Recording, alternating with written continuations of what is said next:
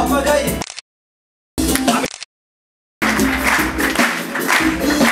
haalli nuyi amma keessatti jiru baay'ee ulfaachuu danda'a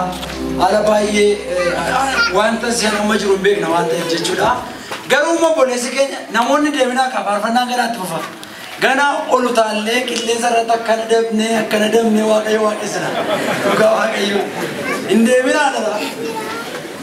kanaaf obboleessi keenya waanuma kana keessa iyyuu dhaabbatee hojjete ambaayisa mee dhugaa isinitti himaa qooda isaa obboleessa koo abdiin ergee abdii mataaffasee jechuudha miseensa waldaa keenyaa ture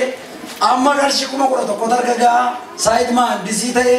achirra jira inni illee hojima wangeelaa hojjeta